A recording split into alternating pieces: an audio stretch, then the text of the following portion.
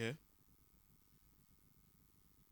The NAPTEP rep, if you're here, you can come and have your seat as well.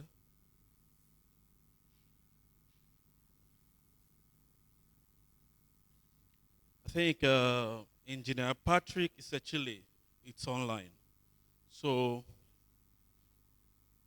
okay, thank you very much. Thank you very much. So we will commence and, okay, okay. Mr. Obinna Osuji, that's you. Okay, you can just come.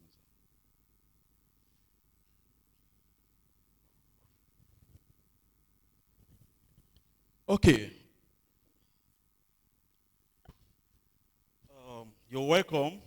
And for this session, we'll be looking at cybersecurity, data protection, and child online safety as foundation for responsible use of the internet. Before we commence, something happened last month. There was somebody that wanted to edit a PDF file, and the person never had the subscription for the software to be used. And so the person tried downloading that software from a site called getintopc.com. And while downloading, the antivirus on the system detected that it contains malicious file, but since that fellow was desperately in need of converting that PDF into a Word document, the person had to allow that software to be installed.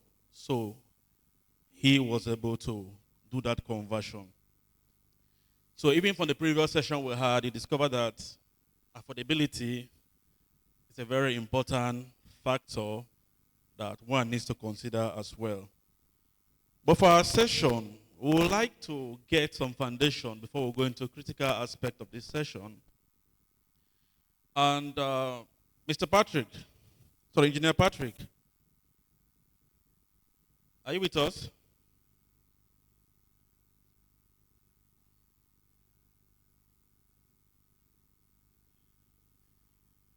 Yeah, just a second. They're working on the audio system.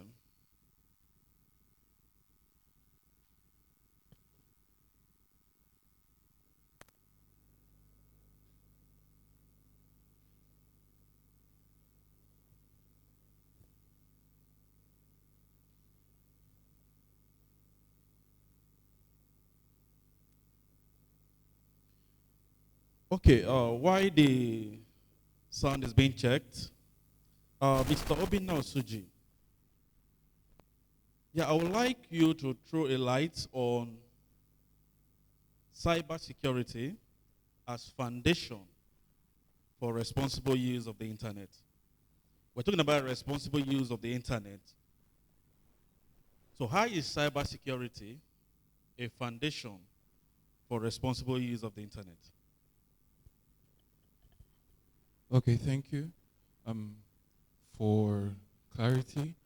My name is Ekaro Bobby. I am a cloud engineer and a full stack developer. I work in the ICT department of NCDMB, and I'm representing my boss, who is our GM, who is Obinna Osuji. Now, as per your question, okay, so as per your question, well, cybersecurity, sorry, just to get you.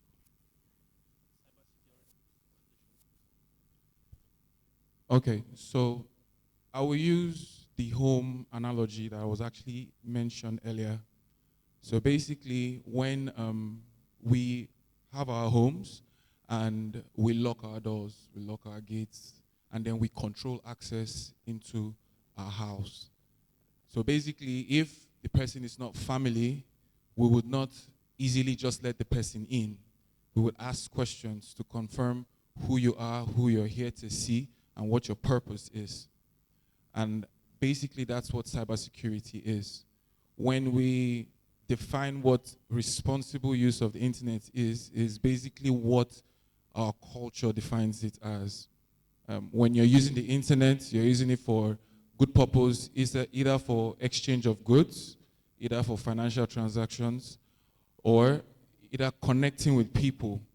And then we've seen over time that there have been attacks socially. When you try to get to know someone online, you don't know who you're talking to, you don't know the background of the person. And so when you now get closer, it so happens that in some cases, that person can have bad intentions towards you. It also happens in businesses when you try to purchase something online and then you then find out that you've been scammed, they've taken your money. So cybersecurity is a good foundation because it helps protect you from such events if implemented correctly, because it then helps you safeguard, it safeguards your information, also tells you about the person who is trying to have access to you and if that person can be trustworthy. So cybersecurity as a foundation is actually very important for the responsible use of internet today. Thank you very much, Mr. Obinna. You've given us a foundation as to why cybersecurity is the foundation for responsible use of the internet. Are we good to go with the sound? All right, Mr. Patrick, are you with us? Yes, I'm with you. Can you hear me clearly now? Can you hear me now? Yeah, slightly.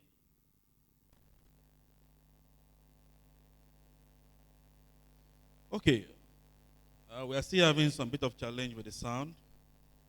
Data protection is also a foundation with regards to the responsible use of the internet.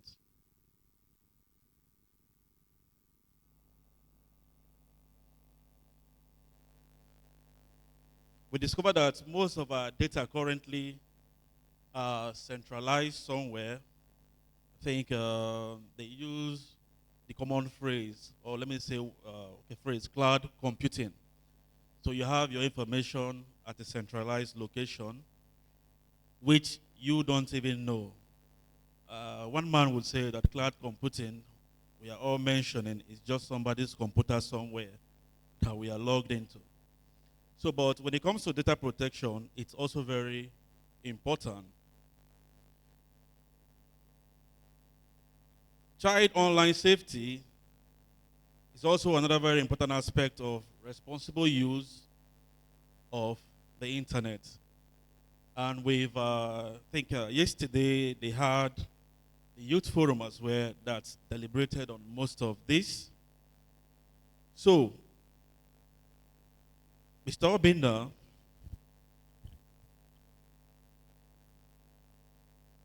why taking into consideration the hazards on the internet or on the cyberspace, how can digital literacy be promoted among all demographics, especially children, to ensure responsible internet use? Why taking into consideration the hazards in the internet space?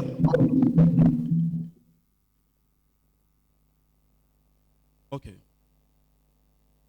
All right, Engineer Patrick.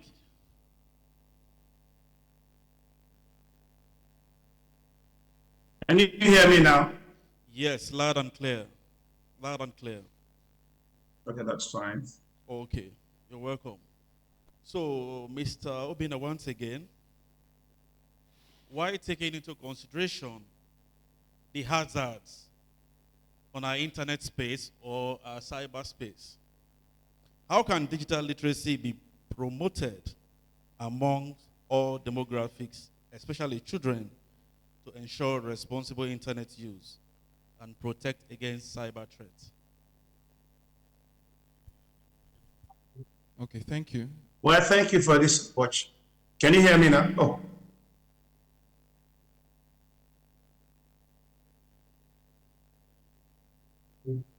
Was that question for me or for Mr. Obinna?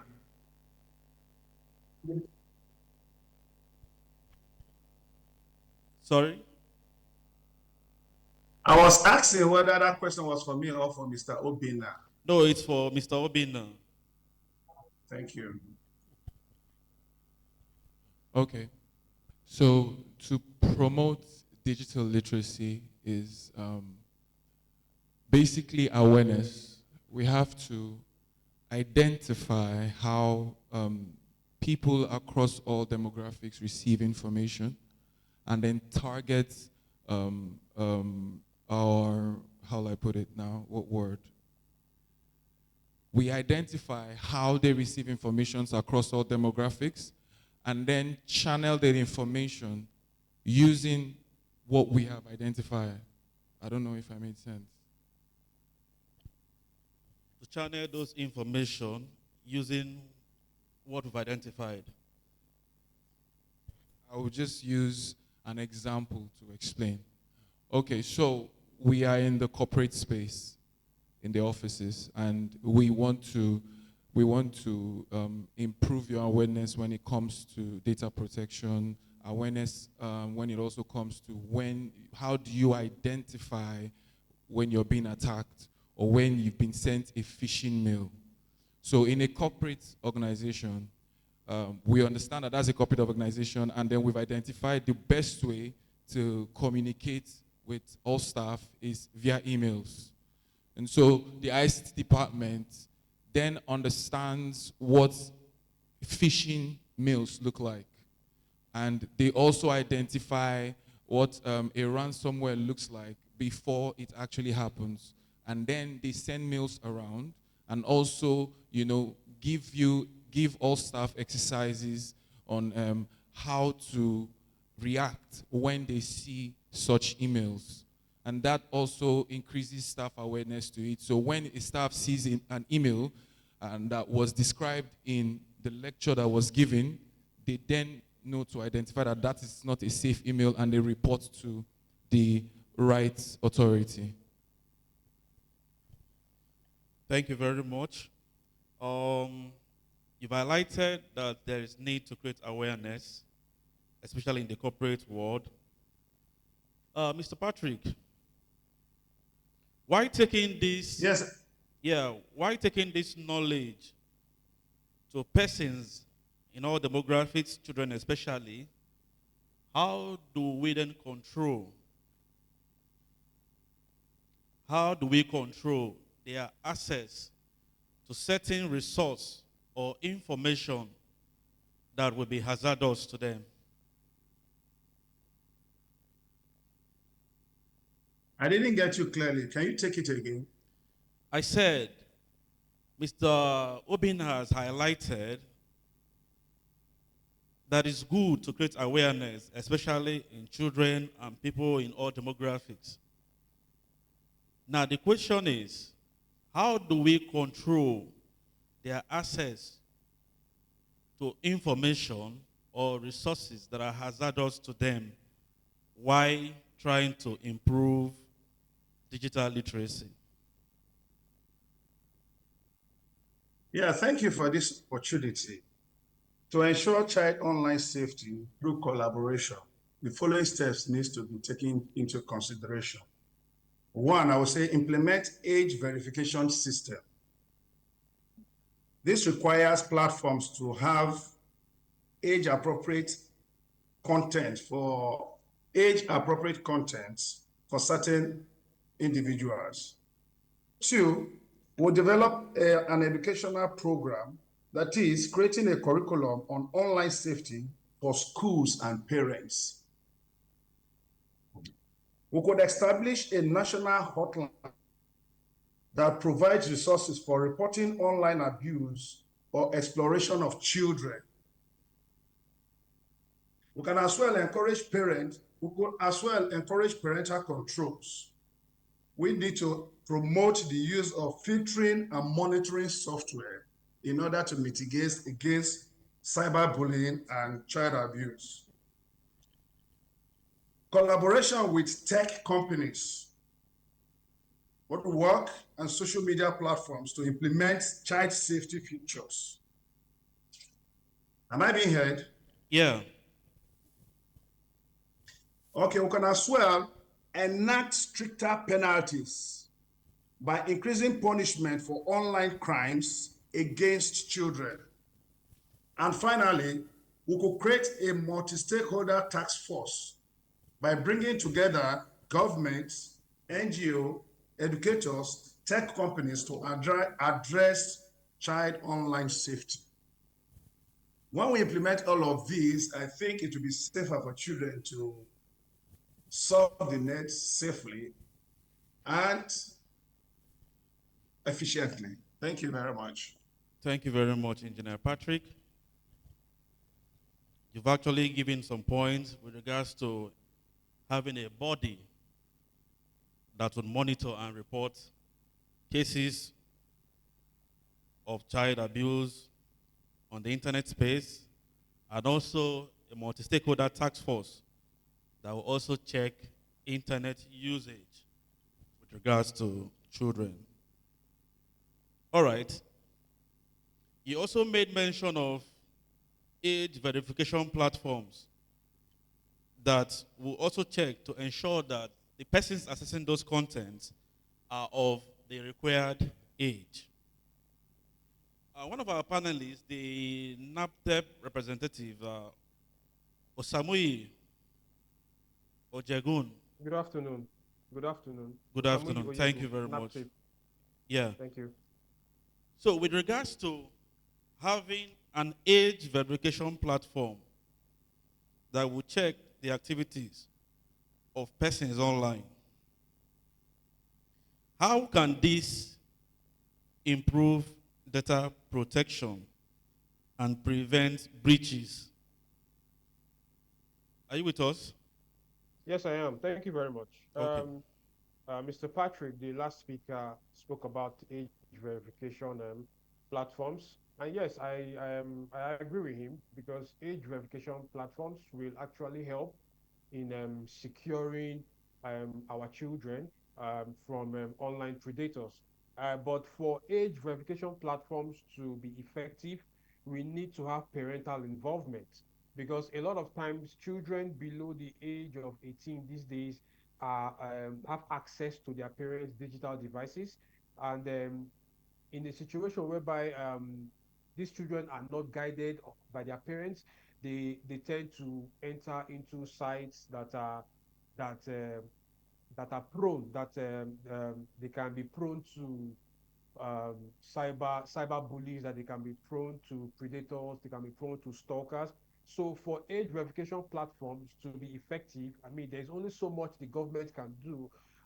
For the age verification platforms to be effective, it is very important and it's very expedient that parental involvement is expedited. It's very expedient that educational institutions, um, like the secondary schools, primary schools, very important that there is um, there is constant education of these children. These children need to be educated on issues that have to do with child online safety. They need to be educated on issues that have to do with age verification processes. And also the tech companies who have these apps, who have these mobile apps, they also have to, the government has to bring them together. Yes, everybody needs to sit down, the whole of government and whole of society, they need to sit down, have a round table approach to this, to make the tech companies understand that for you need to have these age verification platforms installed in your apps. I know that a lot of these platforms do that for something like YouTube. If you want to log into YouTube, you will be asked for your age. Even now, we have YouTube Kids that helps kids watch things that they ought to watch instead of watching adult content. So age verification platforms are very important, but for them to be very effective, we need parental involvement. We also need educational institutions to be fully involved for this to work, and also the tech companies. Thank you very much. Thank you very much. Mrs. Adeyemi, are you with us? Yes, please. Good afternoon. Good afternoon. Okay, with regards to preventing data breaches,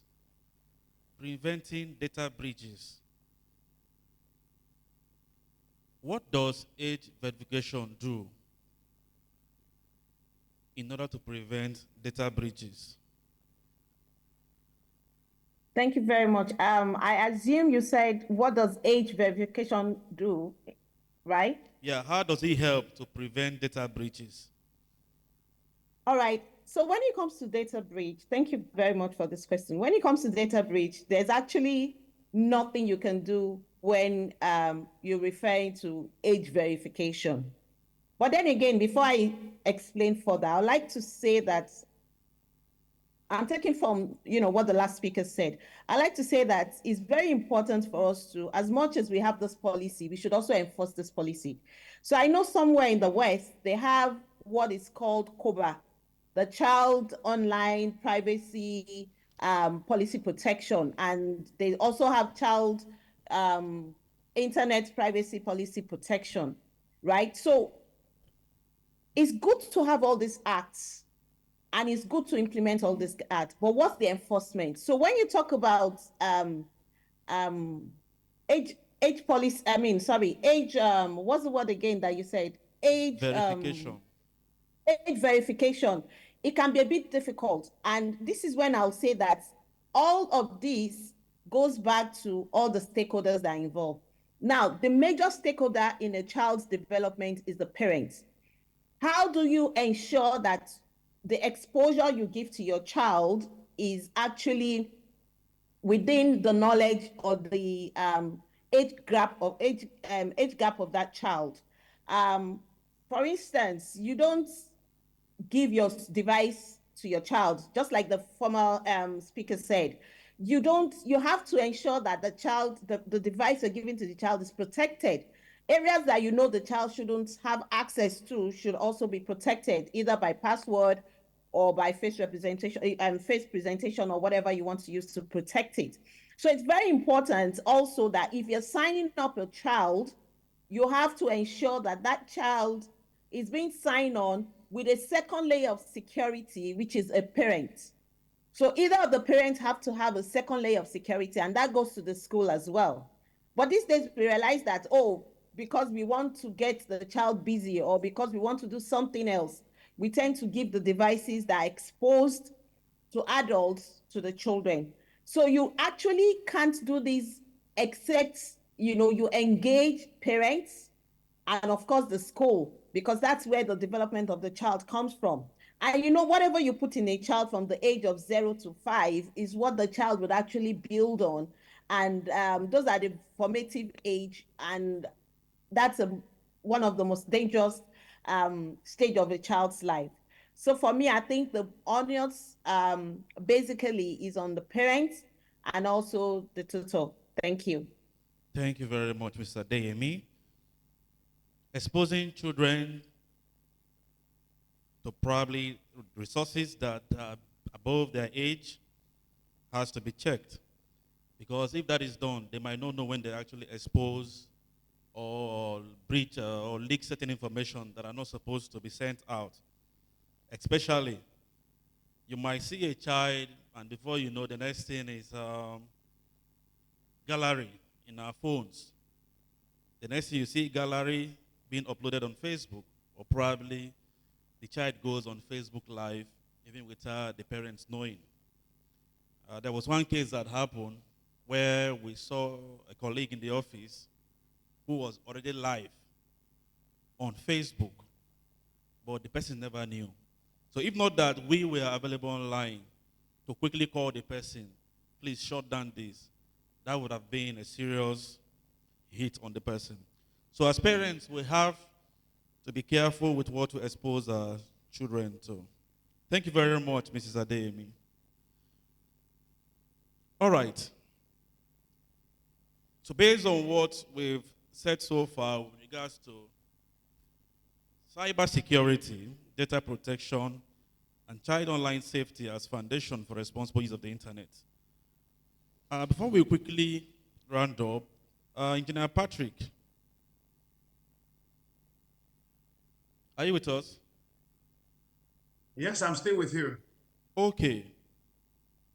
We know that one of the things that has exposed people online is because of affordability. For instance, we know how much could be the cost for subscribing data that we want to use for browsing, which subjects some persons to using VPN and other applications like Jerix so that they can browse for free or browse at affordable cost. What step can the Nigerian government take to enhance cybersecurity measures? Since we know that these persons only tried using these applications so that they can surf the internet at a cheaper cost. So what can the Nigerian government do to enhance cybersecurity? Well, there are several measures the federal government can actually deploy to enhance cybersecurity. One of such is developing a national cybersecurity strategy. Yeah. The Nigerian government should develop a comprehensive national cybersecurity strategy that outlines clear objectives, roles, and responsibilities for different stakeholders. Okay. So, in other words, the strategy should be set out to map out plans to make the country secure and resilient in cyberspace. This could include measures to defend systems and infrastructure, to deter adversaries, and develop capabilities. Okay. The government can as well establish a dedicated cybersecurity agency. As a nation, we can create a centralized agency to coordinate cybersecurity efforts across governments, private sector, and civil society. In other words, this objective will bring together cybersecurity capabilities from across the Nigerian government to improve the cyberspace of the country. We can as well implement cybersecurity standards by adopting and enforcing international standards like ISO 27001 for critical infrastructure. Example of such is the Singapore Cybersecurity Labeling Scheme, CLS. These schemes rate smart devices according to their cybersecurity provisions, helping consumers make informed decisions. I hope with these few points of mine, I've been able to communicate effectively on your question. Thank you very much. Thank you very much. Mr. Obinna, regulating, or probably let me use the word, bringing down the price of data tariff, bringing down the pricing for data tariff. If the government should do that, or let me say, how will the bringing down the price of data tariff help to mitigate cyber security threats? Bringing down the price of, but before I answer this question, I would like to further buttress what Mr. Patrick said, also giving a practical example of how we can enhance our cybersecurity in the country. So we can also have the bodies, but we've seen the government move very fast. Before 2014, there was no BVN, but they enforced BVN, and now for any financial transaction and some apps, you need BVN to be verified. And so they can also come up with those bodies, but a practical example is for every business owner that actually has a website operating in Nigeria, you register on a particular website, you put the age allowance for your website, and then you describe what your website does.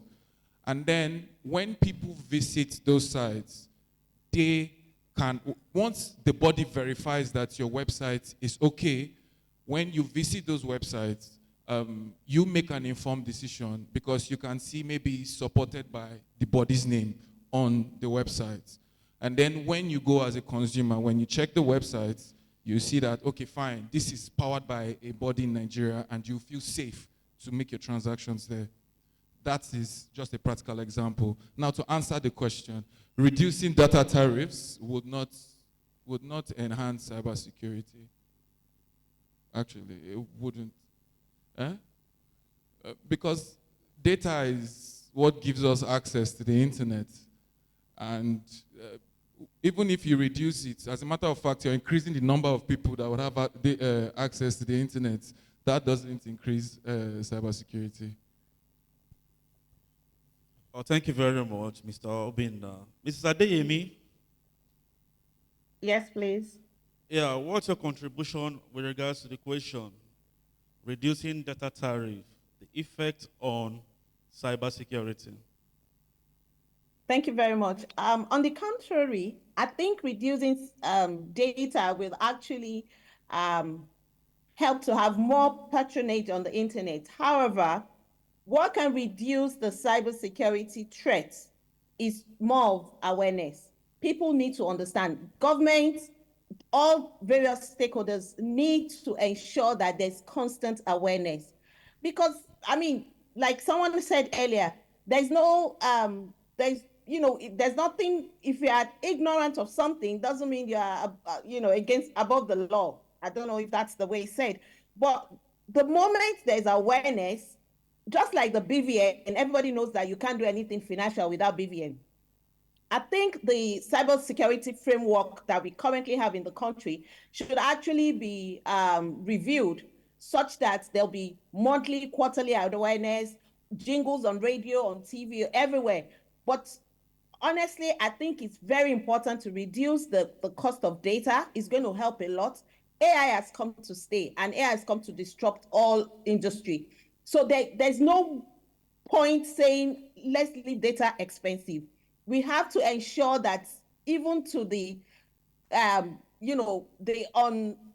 let me use this word, uneducated citizens have access to internet. They know what is going on, because there'll be a time, and the time is soon, in less than a decade, where all you can do is online. Everything you can do is online. You can't even do anything that is not online. And how do you expect people like that to survive? I'm sure before internet came up, a lot of people were saying, "Oh no, I don't want to go online. I don't want to do," but you find out that most people, if I have a father that is 85 years old, is constantly online. So, but at that age, I'm sure when he was growing up, he would never have dreamt of being online someday. So I think it's also good to marry the two together, reduce the data, allow more people to have information, because there's a good, bad, and ugly online. So let people have more information, but ensure that there's constant awareness from every areas. Go to the motor park, go to every corner, farmers, everywhere, to let them understand that as much as we are reducing this data, giving you access to the internet, this is the negative aspect of it, and you have to be aware of the cyber crime and all of that. I feel with that, the world will be a better place. Thank you. Thank you very much, Mr. Adeyemi. To conclude this, we've looked at age verification system as a way to enhance child online safety, including cybersecurity courses and online safety as part of the curriculum in our schools. Also to enact or to have a body that will monitor and report cases of cyber crimes or child molestation online is also necessary. Severe punishment for cybercrime should also be taken into consideration. We have some agencies that are doing that, but they have to be deliberate about it. Yeah. Now, also multi-stakeholder task force.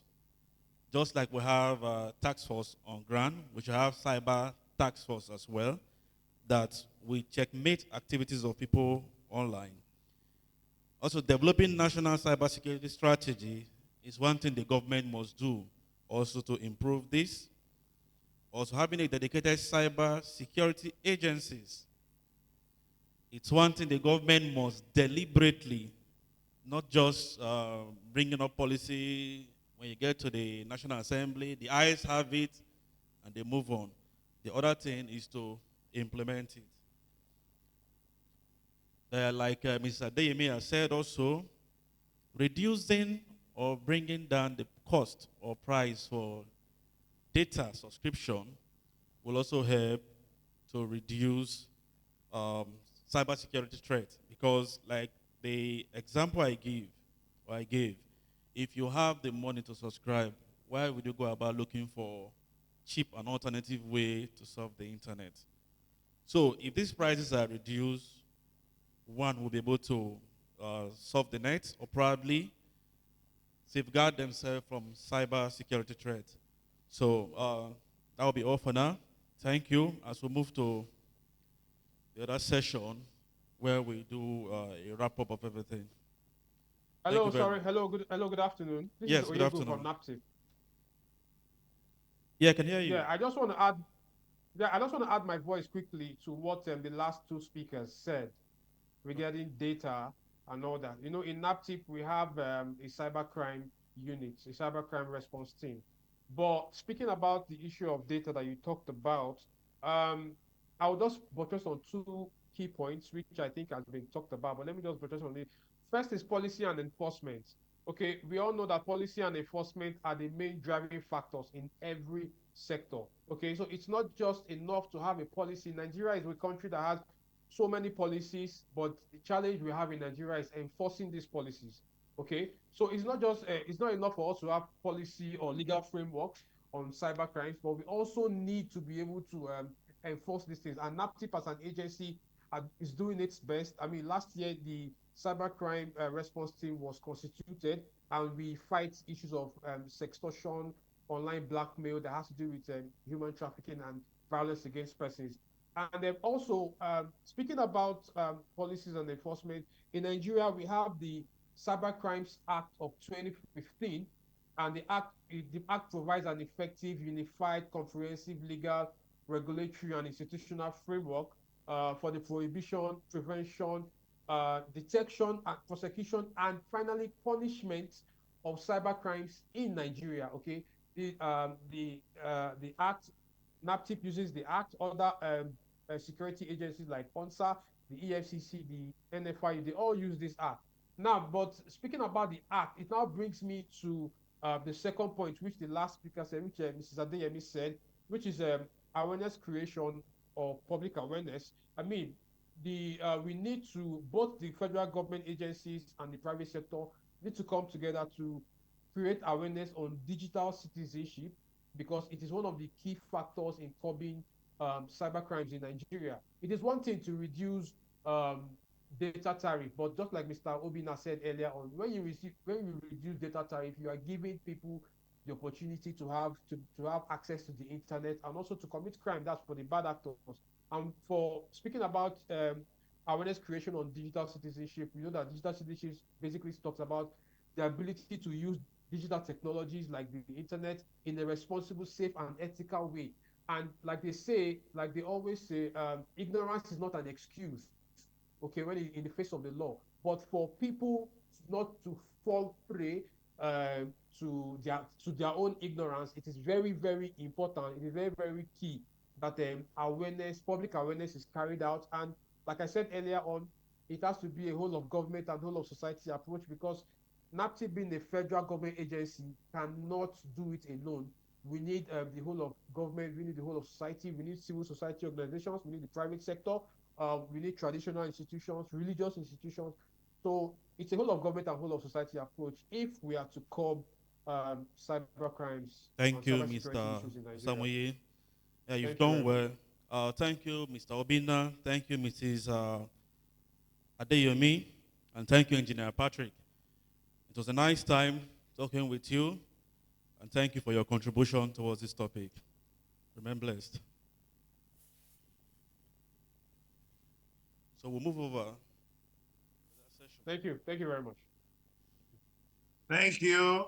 Always remember that a cyber secure future for Nigeria begins today. Therefore, join the movement. God bless you.